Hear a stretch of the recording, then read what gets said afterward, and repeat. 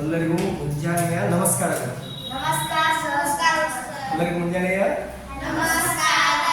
ಈಗ ಬರೀ ಬಂದ್ ಮಾಡಿ ಸ್ವಲ್ಪ ತಿಳ್ಕೊಳ್ಳಿ ನೋಡ್ರಿ. ಎಲ್ಲರಿಗೂ ಗುಡ್ ಮಾರ್ನಿಂಗ್. ಏನ ವೆರಿ ಗುಡ್ ಮಾರ್ನಿಂಗ್.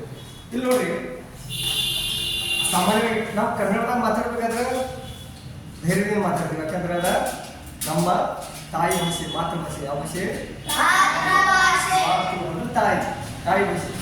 ಬಟ್ ಇಂಗ್ಲೀಷ್ನಾಗ ಮಾತಾಡ್ಬೇಕಂದ್ರೆ ನಮ್ದು ಏನ್ ಹಿಡಿತೀವಿ, ಏನಾಗ್ತದೆ ಅಂದ್ರೆ ನಮ್ಗೆ ಧೈರ್ಯ ಬರಂಗಿಲ್ಲ, ಅನ್ಸ್ತೀವಿ, ನಾಸ್ತೀವಿ. ಏನಾಗ್ತೈತಿ, ಎಲ್ಲರೂ ತಪ್ಪಿತ್ತಪ್ಪ, ನಾ ಏನಾದ್ರು ತಪ್ಪು ಹೇಳಿ ಅಂದ್ರೆ ನನ್ನ ಮೇಲೆ ಯಾರೇನು ನಕ್ಕಲ್ಲ, ನಾನು ಅಸಹ್ಯ ಮಾಡ್ಯಾರಲ್ಲ, ಹಿಂಗೊಂದು ನಿಮ್ಗೆ ಏನಿರ್ತದ, ಅಂಜಿಕೆ ಇರ್ತದೆ. ಈ ಭಯವನ್ನು ಹೋಗಿಸ್ಬೇಕಾದ್ರೆ ನಾವು ಇಂಗ್ಲೀಷ್ ಭಾಷೆಯನ್ನು ವ್ಯವಸ್ಥಿತವಾಗಿ ವ್ಯಾಕರಣಬದ್ಧವಾಗಿ ಕಲಿಬೇಕಾಗ್ತದೆ. ವ್ಯಾಕರಣಬದ್ಧವಾಗಿ ಕಲಿಬೇಕಾದ್ರೆ ಇಂಗ್ಲೀಷ್ನಾಗ ಕೆಲವು ಅಂಶಗಳು ಅದಾವ, ಕೆಲವೊಂದು ಟಾಪಿಕ್ಸ್ಗಳು ಅದಾವ. ಅದನ್ನು ಸರಿಯಾಗಿ ಕಲಿತ್ರೆ ಅಂದ್ರೆ ವ್ಯಾಕರಣದಾಗ ನೀವು ಇಂಗ್ಲೀಷ್ನಾಗ ಮಾತಾಡ್ಬೋದು, ಅಥವಾ ಇನ್ನೊಬ್ರು ಯಾರು ಮಾತಾಡ್ಬೇಕು ಅದನ್ನು ನೀವು ಅರ್ಥ ಮಾಡ್ಬೋದು. ಅದರ ಬಹುಮುಖ್ಯವಾದಂಥ ಯಾವುದಂದ್ರೆ ಕಾಲಗಳು. ಯಾವುದು? ನಿಮ್ಗೆ ಎಡಗಾಲ ಬರಗಾಲ ಆ ಕಾಲಲ್ಲ, ಅಥವಾ ಚಳಿಗಾಲ, ಮಳೆಗಾಲ, ಬೇಸಿಗೆ ಕಾಲ, ಈ ಕಾಲಲ್ಲ. ಇಲ್ಲಿ ಕಾಲಗಳಂದ್ರೆ ಸಮಯದ ಕ್ರಿಯೆಯನ್ನು ಸೂಚಿಸ್ತಾವ. ಆ ಕಾಲಗಳು, ಆ ಕಾಲನಾಗ ಎಷ್ಟು ಪ್ರಕಾರಗಳು ಇರ್ತಾವ, ಅದ್ರ ಮತ್ತು ಉಪ ಪ್ರಕಾರಗಳು ಎಷ್ಟ, ಯಾವ ಪದ ಯಾವ ಕಾಲನಾಗ ಬಳಸ್ಯಾರ ಅದನ್ನೆಲ್ಲ ತಿಳ್ಕೊಬೇಕಾದ್ರೆ ಇದನ್ನು ಭಾಳ ಕಡಿಮೆ ಮಹತ್ವ ಇದೆ. ಅದಕ್ಕೆ ನೋಡ್ರಿ, ಲಕ್ಷ ಟೆನ್ಸಸ್, ಟೆನ್ಸಸ್ ಕಾಲಗಳು. ಟೆನ್ಸ್ ಅಂದ್ರೆ ಕಾಲ, ಟೆನ್ಸಸ್ ಅಂದ್ರೆ ಕಾಲಗಳು. ನೋಡ್ರಿ ಸ್ವಲ್ಪ ಅಬ್ಸರ್ವ್ ಮಾಡ್ರಿ. ಟೆನ್ಸಸ್ ಇಲ್ಲಿ ಮುಂದೆ ಮತ್ತೆ ಎಸ್ ಕೊಟ್ಟೇನಿ, ಬಹುವಚನ ಕಾಲಗಳು ಆಗೈತಿ, ಕಾಲ ಅಲ್ಲ. ಟೆನ್ಸ್ ಅಂದ್ರೆ ಬರೀ ಕಾಲ, ಬರ್ಕೋಬೇಡ ಕೈ ಕಟ್ಟಿ ನೋಡ್ರಿ. ಹಂಗಾದ್ರೆ what are tenses? What are tenses ಅಂದ್ರೆ ಕಾಲಗಳು ಅಂದ್ರೆ ಯಾರ? ಕಾಲಗಳು ಎಂದರೆ ನಿಮ್ ಪ್ರಶ್ನೆ ಬೀಳ್ಬೋದು ಪರೀಕ್ಷೆದಾಗ, ಅಥವಾ ಯಾರೇ ನಿಮ್ಗೆ ಕೇಳ್ಬೋದು ವಾಟ್ ಆರ್ ಟೆನ್ಸಸ್ ಅಥವಾ ವಾಟ್ ಈಸ್ ಟೆನ್ಸ್, ನಿಮಗೂ ಕೇಳ್ಬೋದು. ಇಲ್ಲಿ ವಾಟ್ ಆರ್ ಟೆನ್ಸಸ್ ಹೆಚ್ಚಿನ, ಯಾಕಂದ್ರೆ ಕಾಲಗಳು ಬಹುವಚನದಾಗ ಐತಿ. ಇಲ್ಲಿ ನೋಡ್ರಿ, ಕಾಲಗಳು ಎಂದರೆ ನೋಡಿ, tenses are using to show the time of action. ನೋಡ್ರಿ ಇಂಗ್ಲಿಷ್ನಾಗ ಹೆಂಗೆ ಓದು ನೋಡ್ರಿ. Tenses are using to show the time of action. ಕಾಲ ಎಂದರೆ ಕ್ರಿಯೆಯ ಸಮಯವನ್ನು ಸೂಚಿಸುವುದು. ನೋಡಿ, ಸೂಚಿಸುವ ಹೇಳ್ಬೇಕು, ಸೂಚಿಸುವುದು. ಕಾಲ ಎಂದರೆ ಕ್ರಿಯೆಯ ಸಮಯವನ್ನು ಸೂಚಿಸುವುದು.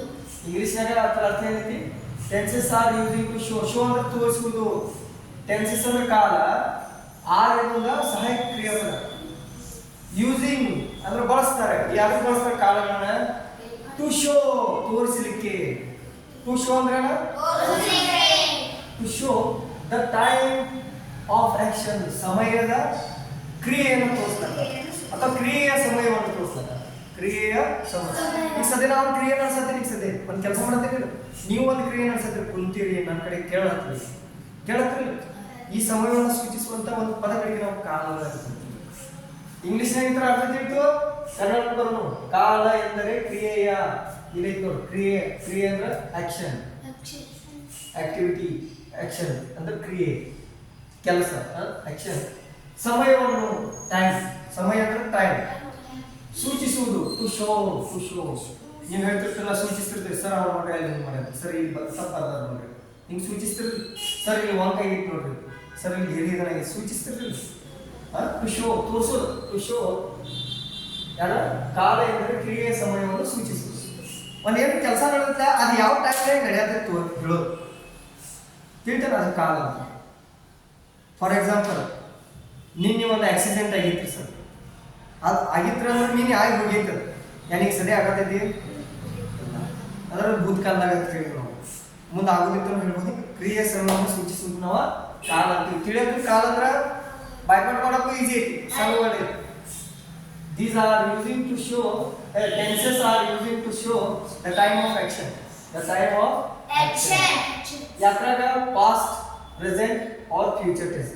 ಅಂದ್ರೆ ಭೂತಕಾಲದಾಗ, ಭವಿಷ್ಯತ್ ಕಾಲದಾಗ ಮತ್ತು ವರ್ತಮಾನ ಕಾಲದಲ್ಲಿ ಕ್ರಿಯೆಯ ಸಮಯವನ್ನು ಸೂಚಿಸುವ ಪದಗಳಿಗೆ ನಾವು ಕಾಲಗಳು ಅಂತೀವಿ. ಕಾಲ ಎಂದರೆ ಸಮಯವನ್ನು ಸೂಚಿಸುವುದು, ಕ್ರಿಯೆಯ ಸಮಯವನ್ನು ಸೂಚಿಸುವುದು. ಇಷ್ಟಿಟ್ಟು ಭೂತಕಾಲ, ವರ್ತಮಾನ ಕಾಲದಲ್ಲಿ ಮತ್ತು ಭವಿಷ್ಯತ್ ಕಾಲ. ಇನ್ನು ಮೇನ್ ಟೈಪ್ಸ್ ಆಫ್ ಟೆನ್ಸಸ್, ಕಾಲಗಳನ್ನು ಮುಖ್ಯವಾಗಿ 3 ಪ್ರಕಾರ ಮಾಡ್ತಾರೆ. ಎಷ್ಟ ನೋಡ್ರಿ, ಕ್ವಶನ್ಸ್ ರೇಸ್ ಆಗ್ತಾವ, ಪ್ರಶ್ನೆಗಳನ್ನ ಉತ್ಪತ್ತಿ ಮಾಡ್ಕೋರಿ, ಅಥವಾ ಉತ್ತರನ ಕಂಡಿಡ್ರಿ. ನೋಡ್ರಿ, ಕ್ರಿಯೆಯಲ್ಲಿ ಮುಖ್ಯವಾಗಿ ಪ್ರಕಾರಗಳು ಎಷ್ಟ? 3. ನಾ ಕನ್ನಡದಾಗ ಬರೀಬೇಕಾಗಿತ್ತು. 3 ಪ್ರಕಾರದ ಕಾಲಗಳು ಮುಖ್ಯವಾಗಿ ಅಂತ ಬರೀಬೇಕಾಗಿತ್ತು. ಮೇನ್ ಅನ್ನೋದು ಮುಖ್ಯ, ಇಲ್ಲಿ ಆ ತರ ಬಳಸ್ಬೇಕಾಗಿತ್ತು. ಮುಖ್ಯವಾಗಿ ಕಾಲಗಳಲ್ಲಿ 3 ಪ್ರಕಾರ ಅಂತ ಹೇಳ್ಬೇಕಾಗಿತ್ತು. ಇರ್ಲಿ, 3 ಪ್ರಕಾರ ನೋಡ್ರಿ. ಯಾವ ಒಂದೇದು ತಿಳ್ಕೊತ್ ಹೇಳತ್ತೀನಿ. ತಿಳ್ಕೊತ್ ಹೇಳ ಬುಕ್ ತೆಗ್ರಿ ಬುಕ್ ಮೊದಲು ಯಾವತ್ತು ತಿಳ್ಕೊ ಬುಕ್ನಾಗ ಎಲ್ಲರೂ ಬರೀತಾರೆ. ಈ ಚಿಂಟು 2ನೇ ತಿದ್ರು ನೀವು 5ನೇ ತಿದ್ರು ಓದತ್ತಾರ. ಯಾಕ ಓದ್ತಾರ, ಅರ್ಥ ಮಾಡ್ಕೊತಾರ, ಅಬ್ಸರ್ವೇಷನ್ ಸರಿ ಇತ್ತು. ಆ ಒಂದು ಕಡೆ ನೋಡೋಕಂತ ಚೆನ್ನಾಗಿ ತಿಳ್ಕೊತಾರೆ. ಆ ರೀತಿ ರಿಲ್ಯಾಕ್ಸ್ ಆಗಿ ನೋಡ್ಕೊಡ್ತಾರೆ. ಹೇಳೋ ಟೈಮ್ನಾಗ ಬರೀ ಟೈಮ್ನಾಗ ಕೇಳೋದ ಹಂಗೆ ಮಾಡಿದ್ರೆ ಅದಕ್ಕೆ ಅಭ್ಯಾಸ ಆಗಿಲ್ಲ. ಸರಿಯಾಗಿ ಕೊಡ್ರಿ. ಸರಿ ನೋಡಿ, 3 ಪ್ರಕಾರ ಟೆನ್ಸಸ್ ಇದೆ. ಎಷ್ಟು ಪ್ರಕಾರ? ಪ್ರೆಸೆಂಟ್ ಟೆನ್ಸ್ ಇಂಗ್ಲಿಷ್ನಾಗ ಹಂಗಂದ್ರೆ action happening now. Action happening now ಅಂದ್ರೆ ಆಕ್ಷನ್ ಅಂದ್ರೆ ಕ್ರಿಯೆ. ಈ ಕ್ರಿಯೆ ಈಗ ಸದ್ಯ ನಡೆದದ. ಹ್ಯಾಪನಿಂಗ್ ಅಂದ್ರೆ ನಡೆಯತ್ತಿದೆ. ಕೆಲವರು ಟೀಚರು ಕೆಲವೊಂದು ಸಲ ಅಂತಿರ್ತಾರೆ, ವಾಟ್ಸಪ್ ಅಂದೆ ಅಲ್ಲಿ ಏನು ನಡೆಯತ್ತಿದೆ, ವಾಟ್ಸಪ್ ಅಂದೆ ಅಲ್ಲಿ ಏನು ನಡೀತಾ ಇದೆ ಅಂತ ಕೇಳ್ತಿರ್ತಾರೆ. ಇಲ್ಲಿ ಒಂದು ನಿಮಿಷ. Present tense means action happening now. ಈಗ ನಡೆಯುತ್ತಿರುವ ಕ್ರಿಯೆ. ನೋಡಿ, ಕನ್ನಡದ ಬಂದಿದೆ, ಈಗ ನಡೆಯುತ್ತಿರುವ ಕ್ರಿಯೆ. ಈಗದ ಅರ್ಥ ಇಲ್ಲ. ನಾವು ನಡೆಯುತ್ತಿರುವ ಹ್ಯಾಪನಿಂಗ್, ಕ್ರಿಯೆ ಅಂದ್ರೆ ಆಕ್ಷನ್ ಹ್ಯಾಪನಿಂಗ್ ನೌ. ಯಾವತ್ತು ಓದೋತ್ನಾಗ ಏನ್ ಮಾಡ್ತಾರೆ? ಈಗ ಇದೊಂದು ವಾಕ್ಯ ಇದ್ರೆ ಏನ್ ಮಾಡ್ತೀವಿ? ಆಕ್ಷನ್ ಅಷ್ಟು ಓದ್ತಿರ್ ಗಪ್ಪ ಆಗ್ತದೆ, ಹ್ಯಾಪನಿಂಗ್ ಗಪ್ಪ ಆಗ್ತದೆ. ನಾವು ಹಂಗೆ ಮಾಡಿ ಓದ್ರ ದಂಡಿ ಪೂರ್ವ ಎಲ್ಲಿ ಮಟ್ಟ ಇರ್ತದೆ ಅಲ್ಲಿ ಮಟ್ಟ ಹೋಗಿ. ಆಕ್ಷನ್ ಹ್ಯಾಪನಿಂಗ್ ನೌ, ಈಗ ನಡೆಯುತ್ತಿರುವ ಕ್ರಿಯೆ. ಇದು ಪ್ರೆಸೆಂಟ್ ಟೆನ್ಸ್. ಇನ್ನು ಪಾಸ್ಟ್ ಟೆನ್ಸ್ ಅಂದ್ರೆ ನೋಡಿ, ಆಕ್ಷನ್ ಹ್ಯಾಪನ್ಡ್ ಬಿಫೋರ್. ಕ್ರಿಯೆ ಆಗಿ ಹೋಗಿತ್ತು. ಈ ಭಕ್ತಿ ಚಿಂಟು ಮುಂಜಾನೆ ಮಲಗಿದ್ದರು, ಈಗ ಸದ್ಯ ಮಲಗ್ಯಾರ, ಮಲಗಿ ಎದ್ದು ಮತ್ತೆ ಝಕ್ಕ ಮಾಡಿ ಬಂದ. ಅಂದ್ರೆ ಈ ಟೈಮ್ಗಿಂತ ಮೊದಲ ಆಗಿಲ್ಲ. ಹ್ಯಾಪನ್ಡ್ ಬಿಫೋರ್, ಮುಂದೆ ನಡೆದ ಕ್ರಿಯೆ. ಅಂದ್ರೆ ಈ ಸಮಯಕ್ಕಿಂತ ಹಿಂದಿನ, ಅಂದ್ರೆ ಈಗ ಆಲ್ರೆಡಿ ಮುಗಿದು ಹೋಗಿತ್ತು. ಏನಾಗಿದೆ? ಹರಿಯಾಗಿ ನೀವು ನಾಷ್ಟ ಮಾಡ್ರಿ, ಅದು ಮುಗಿದು ಹೋಗಿ ನೀವು ಅಭ್ಯಾಸ ಮಾಡ್ರಿ, ಟೀಚರ್ ಕೈಲಿ ಏಟಾತಿದ್ರಿ, ಮತ್ತೆ ಹೊಗಳ್ಸ್ಕೊಂಡ್ರಿ, ಬರ್ಸ್ಕೊಂಡ್ರಿ, ಬೆಸ್ಕೊಂಡ್ರಿ, ಅಭ್ಯಾಸ ಮಾಡ್ರಿ, ಓದ್ರಿ, ಎಲ್ಲ ಮುಗಿದು ಹೋದ ಕ್ರಿಯೆಗಳು. ಅವುಗಳನ್ನು ಸೂಚಿಸಿದಾಗ ನಾವು past tense, action happen before, ಮುನ್ನ ನಡೆದ ಕ್ರಿಯೆ, ಪಾಸ್ಟ್ ಟೆನ್ಸ್ ಅನ್ನು ಬಳಸ್ತೀವಿ. 2ನೇ ಪ್ರಕಾರ ತಿಳಿತು. ಇನ್ನು 3ನೇದು ಫ್ಯೂಚರ್ ಟೆನ್ಸ್. ಇವೆಲ್ಲ ನಿಮ್ಗೆ ಮುಂದೆ ಡೀಪ್ ಆಗಿ ತಿಳಿತಾವ. ಈಗ ಸ್ಟಾರ್ಟಿಂಗ್ ಜರ ತಿಳಿದ್ರೆ ಸಾಕು, ಮುಂದೆ ಮತ್ತೆ ರಿಪೀಟ್ ಬರ್ತಾವ. ಫ್ಯೂಚರ್ ಟೆನ್ಸ್ ಅಂದ್ರೆ ವಿಲ್ ಹ್ಯಾಪನ್ ಲೆಟರ್, ಮುಂದೆ ನಡೆಯಲಿರುವ ಕ್ರಿಯೆ. ಅಂದ್ರೆ ಈಗ ನಂತರ ಆಗೋದಿಲ್ಲ. ಈಗ ಫಾರ್ ಎಕ್ಸಾಂಪಲ್ ಭಕ್ತಿಯನ್ನವ್ರು ಏನು ಮಾಡೋರು, ಏನೋ ಬರ್ತೀನಿ, ಇದನ್ನ ಬರ್ಕೊಂದಿಲ್ಲ ಅವ್ರು, ಇನ್ನು ಮುಂದೆ ಬರ್ಕೊಳ್ಳೋರು, ಇನ್ನು ಮುಂದೆ ಬರ್ಕೊಳ್ಳೋರ್ದಾರ. ಅದನ್ನ ಹೇಳಕ ಭವಿಷ್ಯತ್ ಕಾಲ ಅಂದ್ರೆ ಮುಂದೆ ಆಗೋದು, ಮುಂದೆ ಏನು ಘಟನೆ ಆಗೋದಿರ್ತೈತೆ ಅದ್ರ ಬಗ್ಗೆ ಮಾತಾಡೋದು. ಅದ್ರ ಬಗ್ಗೆ ಮಾತಾಡಿ ಹೇಳೋದು ಭವಿಷ್ಯತ್ ಕಾಲ, ಫ್ಯೂಚರ್ ಟೆನ್ಸ್. ಯಾವ ಟೆನ್ಸ್ ಕೇಳಿರ್ತಲ್ಲ ನೋಡಿ. ಪ್ರೆಸೆಂಟ್ ಟೆನ್ಸ್ ಅಂದ್ರೆ ಈಗ ಸದ್ಯ ಏನೇನು ನಡೆಯುತ್ತೆ ಅದ್ರ ಬಗ್ಗೆ ಮಾತಾಡೋದು. ಪಾಸ್ಟ್ ಟೆನ್ಸ್ ಅಂದ್ರೆ ಹಿಂದೆಲ್ಲ ಆಗಿ ಹೋಗಿ, ಒಂದು ನಿಮಿಷ ಹಿಂದೆ ಏನು ಕೆಲಸ ಆಗಿ ಹೋಗಿತ್ತಂದ್ರೆ ಅದ್ರ ಗೊತ್ತಿಲ್ಲ, ಅಥವಾ ಒಂದು ದಿನ, ಒಂದು ತಿಂಗಳು, ಎಷ್ಟೋ ವರ್ಷದಿಂದ ಏನು ನಡೆಯುತ್ತಿಲ್ಲ ಅದ್ರ ಬಗ್ಗೆ ಮಾತಾಡೋದು ಪಾಸ್ಟ್ ಟೆನ್ಸ್. ಆಮೇಲೆ ಫ್ಯೂಚರ್ ಟೆನ್ಸ್ ಅಂದ್ರೆ ಇನ್ನು ಮುಂದೆ ಆಗೋದಿಲ್ಲ, ಇನ್ನು 2 ನಿಮಿಷದಾಗ ನಾನು ವಿಡಿಯೋ ಬಂದ್ ಮಾಡೋದು, ಅದು ಭವಿಷ್ಯತ್ ಕಾಲ. ಅಥವಾ ಒಂದು ವರ್ಷದಾಗ ದೊಡ್ಡ ಏನ್ರಿ ಆಶ್ರಮದಾಗ ಸೇರ್ಕೊಳ್ಳೋದು, ಏನೋ ಸೇರ್ಕೊಳ್ಳೋದು, ಅದು ಭವಿಷ್ಯತ್ ಕಾಲ. ಅಂದ್ರೆ ಮುಂದೆ ಆಗೋದೈತೆ ಅದ್ರ ಬಗ್ಗೆ ಮಾತಾಡೋದು. ತಿಳಿಯತ್ತೆ? ಈ 3 ಪ್ರಕಾರ present tense, past tense, future tense. ಇದ್ರಾಗ ಈಚ್ ಟೆನ್ಸ್ ಹ್ಯಾಸ್ 4 ಫಾರ್ಮ್ಸ್. ಪ್ರತಿ ಕಾಲವು 4 ಪ್ರಕಾರಗಳು ಹೊಂದೈತಿ. ಅದನ್ನ ಹೇಳಿದಾಗ ಈ ಪ್ರೆಸೆಂಟ್ ಟೆನ್ಸ್ ಇದ್ರಾಗ ಮತ್ತೆ 4 ಪ್ರಕಾರ ಬರ್ತಾವ. ಪಾಸ್ಟ್ ಟೆನ್ಸ್ ಮತ್ತೆ 4 ಪ್ರಕಾರ ಬರ್ತಾವ. ಫ್ಯೂಚರ್ ಟೆನ್ಸ್ ಮತ್ತೆ 4. ಒಟ್ಟಾರೆ 12 ಪ್ರಕಾರ ಬರ್ತಾವ. ಎಷ್ಟು? 12. ಈ 12 ಪ್ರಕಾರಗಳನ್ನು ನೀವು ಕಲಿತಿರ್ತೀರಿ. ನೀವು ಇಂಗ್ಲೀಷ್ನಾಗ ಆಟೋಮೆಟಿಕ್ಲಿ ಮಾತಾಡ್ತೀರಿ.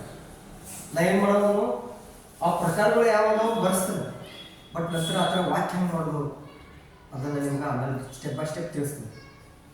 ಈಗ ನೋಡಿ, ಒಂದನೇ ಪ್ರಕಾರದಾಗ ಬರ್ಸಿ, ಅದಕ್ಕಿಂತ ಮೊದಲು ಏನು ಬರ್ಸಿ, ಪ್ರತಿ ಪ್ರಕಾರದಲ್ಲಿ ಈ ರೀತಿ ಕಾಲ್ ಟೆನ್ಸ್ ಟೈಪ್ ಅಂದರೆ ಯಾವ ಟೆನ್ಸ್ ಅನ್ನೋದು ಪ್ರೆಸೆಂಟ್ ಟೆನ್ಸ್.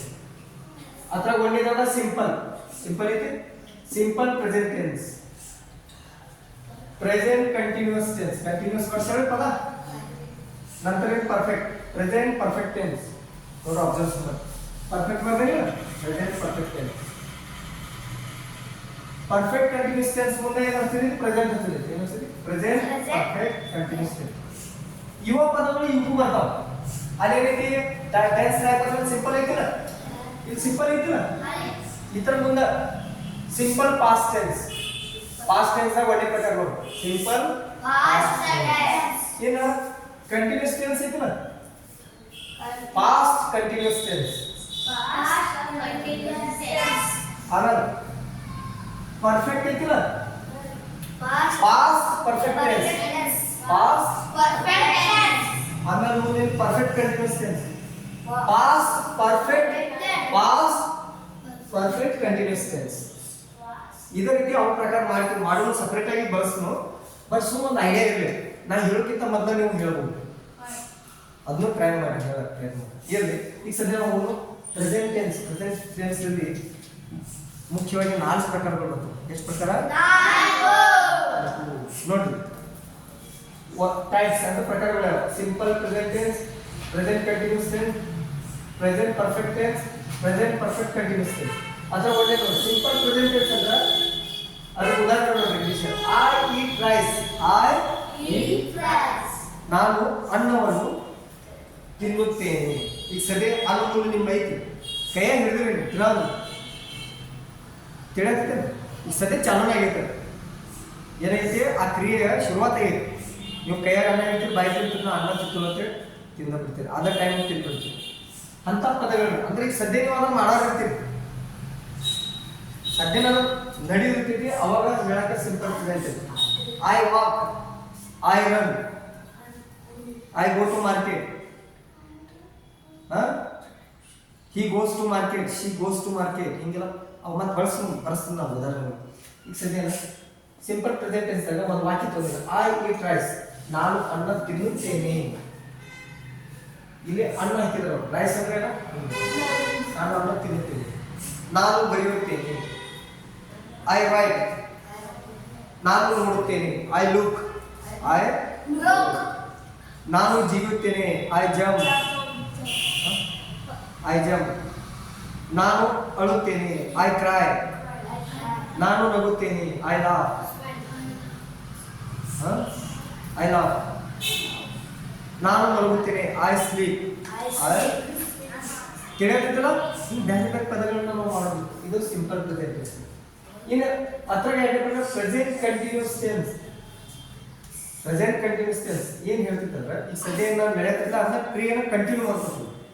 ಏನ್ ಮಾಡ್ದ, ಏನಪ್ಪ, ಐ ಆಮ್ ಈಟಿಂಗ್ ರೈಸ್, ನಾನು ಅನ್ನ ತಿನ್ನುತ್ತಾ ಇದ್ದೇನೆ. ನಾನು ಸದ್ಯ ತಿನ್ನುತ್ತಾ ಇದ್ದೇನೆ, ತಿನ್ನಕ್ಕೆ ಚಾಲು ಮಾಡಿಲ್ಲ, ತಿನ್ನಕ್ಕೆ ಸದ್ಯ ಚಾಲು ಐತಿ. ತಿನ್ನುತ್ತಾ ಇದ್ದೇನೆ, ನಾನು ಅನ್ನ ತಿನ್ನುತ್ತಾ ಇದ್ದೇನೆ. ನಾನು ಬರೆಯುತ್ತಾ ಇದ್ದೇನೆ, ನಾನು ಕಣ್ಣು ಕಿಸಿದು ನೋಡುತ್ತಾ ಇದ್ದೇನೆ.